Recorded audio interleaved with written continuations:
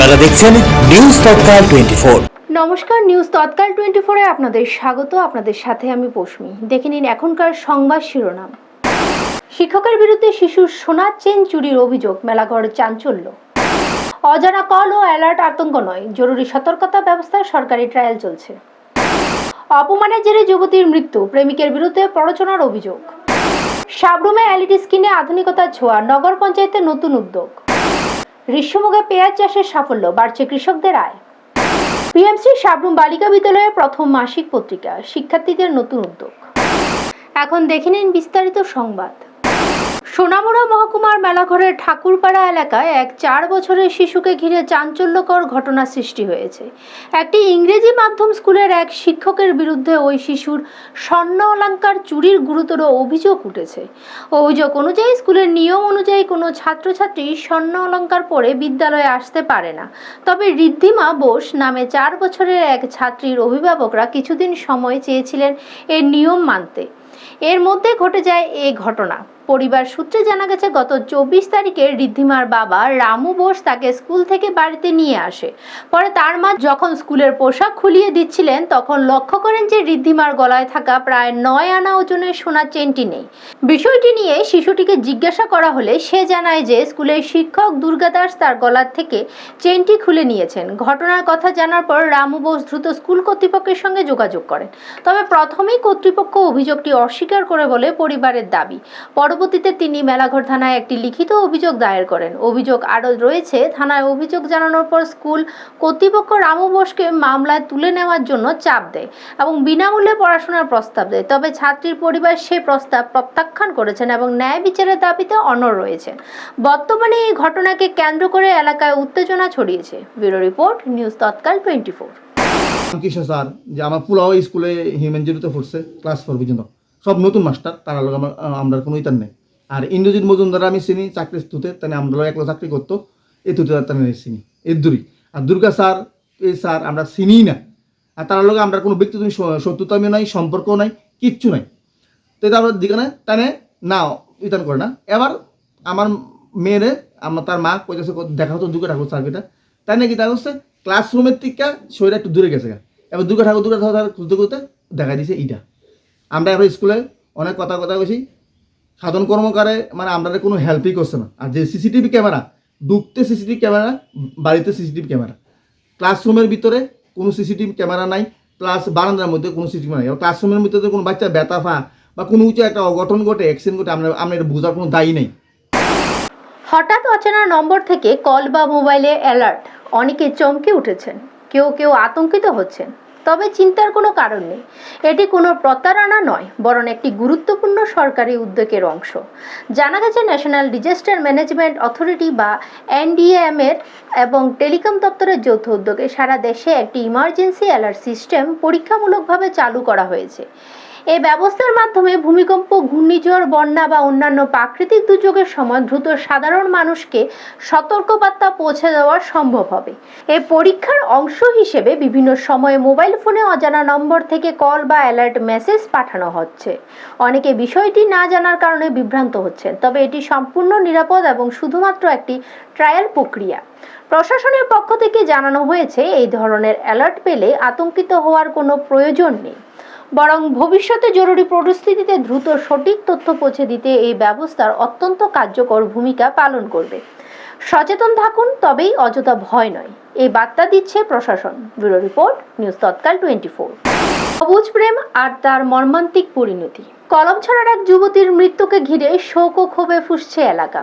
অভিযোগ, প্রেমিক যুবক হঠাৎ পুলিশ নিয়ে যুবতীর বাড়িতে এসে তার বাবা মাকে অপমান ও হেনস্থা করে। এ ঘটনায় মানসিকভাবে ভেঙে পড়ে ওই যুবতী। পরিবারের দাবি, অপমান সহ্য করতে না পেরে যুবতী বিষ পান করে এবং আত্মহত্যার চেষ্টা করে। গুরুতর অসুস্থ অবস্থায় তাকে দ্রুত হাসপাতালে নিয়ে যাওয়া হলে চিকিৎসাধীন অবস্থায় তার মৃত্যু হয়। এই ঘটনায় মৃতার পরিবার প্রেমিকের বিরুদ্ধে প্ররোচনার অভিযোগ তুলেছে। তাদের দাবি, পরিকল্পিতভাবে অপমান করে তাকে এই চরম সিদ্ধান্ত নিতে বাধ্য করা হয়েছে। ঘটনাকে কেন্দ্র করে এলাকার তীব্র চাঞ্চল্যের সৃষ্টি হয়েছে। মৃতার মা দোষীদের বিরুদ্ধে কঠোর শাস্তি এবং সুষ্ঠু তদন্তের দাবি জানিয়েছেন। পুলিশ পুরো ঘটনা তদন্ত শুরু করেছে বলে জানা গেছে। ব্যুরো রিপোর্ট, নিউজ তৎকাল 24।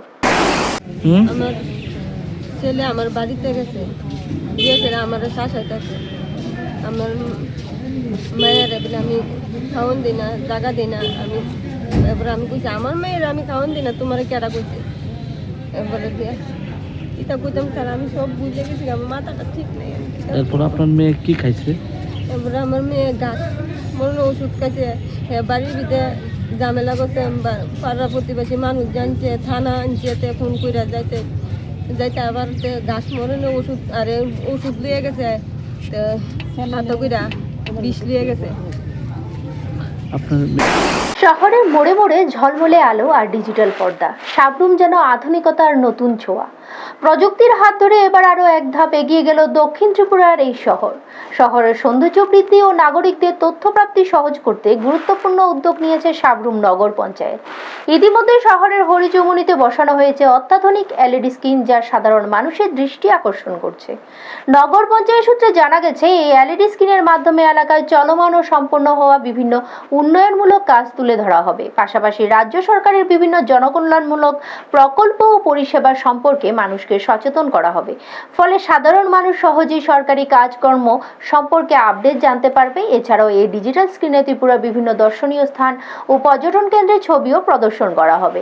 এর ফলে এদিকে যেমন স্থানীয়দের মধ্যে সচেতনতা বাড়বে, তেমনি পর্যটকের কাছেও শহরটি আরও আকর্ষণীয় হয়ে উঠবে বলে মনে করা হচ্ছে। এই উদ্যোগের ফলে সাবরুম শহর ধীরে ধীরে এক আধুনিক প্রযুক্তি নির্ভর ও সচেতন নগরীতে পরিণত হচ্ছে। নগর পঞ্চায়েতের এই পদক্ষেপে ইতিবাচক হিসেবে দেখছেন এলাকাবাসী। ব্যুরো রিপোর্ট, নিউজ তৎকাল 24। দক্ষিণ জেলার গ্রীষ্মমুখে কৃষকদের আয় বাড়াতে আত্মপ্রকল্পের মাধ্যমে পেঁয়াজ চাষের নতুন উদ্যোগ নেওয়া হয়েছে। উত্তর সোনাইছড়ি এলাকার কৃষি দপ্তরের সহায়তায় প্রথমবারের মতো এই চাষ শুরু করে ভালো সাড়া পেয়েছেন স্থানীয় কৃষকরা। কৃষি দপ্তরের পক্ষ থেকে কৃষকদের বীজ ও প্রয়োজনীয় পরামর্শ দেওয়া হচ্ছে। তত্ত্বাবধায়ক সুজিত কুমার দাস ও সেক্টর অফিসার অভিজিৎ দত্ত নিয়মিতভাবে মাঠ পর্যায়ে নজরদারি করছেন এবং কৃষকদের সহযোগিতা করছেন। কৃষক নীলুপদ ধরের পেঁয়াজ ক্ষেত পরিদর্শন করেন দপ্তরের আধিকারিকরা। তিনি জানান, প্রায় 1 ঘন্টা জমিতে চাষ করে প্রায় 70 কেজি পেঁয়াজ উৎপাদন হয়েছে, যা বিক্রি করে তিনি লাভও পেয়েছেন। কৃষি দপ্তরের এই উদ্যোগে উৎসাহিত হয়ে আরও কৃষক পেঁয়াজ চাষে আগ্রহ দেখাচ্ছেন। এতে ভবিষ্যতে কৃষকদের আয় বৃদ্ধির সম্ভাবনা তৈরি হয়েছে বলে মনে করা হয়। ব্যুরো রিপোর্ট, নিউজ তৎকাল 24। নমস্কার। এই বছর আমরা ঋষ্যমুখ কৃষি মহকুমাতে নরসোনাইছড়ি পঞ্চায়েতে এখানে আমার একজন প্রিয় কৃষক আছেন, নীলুপদ ধর। উনি এখানে পেঁয়াজ করেছেন।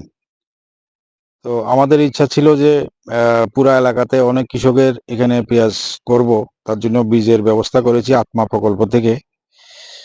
তো এখানে দেখা গেছে যে কৃষকরা এই যে পদ্ধতিগত কিছু সমস্যা আছে, হ্যাঁ, ওনারা হয়তো আমাদের যে গাইডলাইন পুরাটা ফলো করতে পারেননি, অথবা ওনাদের বিশ্বাসও হয়নি যে এখানে পেঁয়াজ হয়।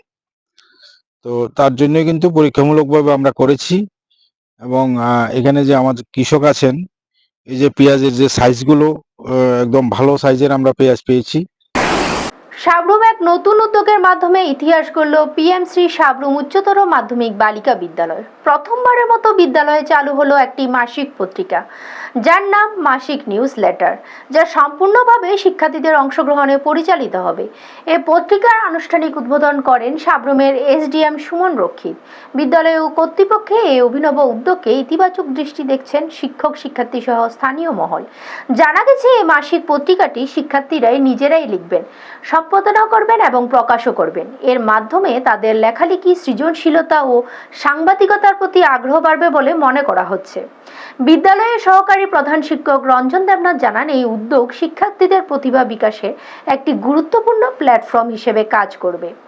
ভবিষ্যতে এই পত্রিকাকে আরো সমৃদ্ধ করার পরিকল্পনা রয়েছে বলে তিনি উল্লেখ করেন। সব মিলিয়ে শিক্ষাক্ষেত্রে এই ধরনের উদ্যোগ সাবরুমে এক নতুন দৃষ্টান্ত স্থাপন করলো বলে মনে করছেন সংশ্লিষ্টরা।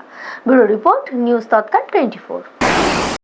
আমাদের আজকে পিএমসি সাবরুম গার্লস এইচএস স্কুলে আমাদের পিএমসি স্কিমের আন্ডারে আমরা আজকে একটা স্কুল মান্থলি নিউজ লেটার আমরা বের করেছি।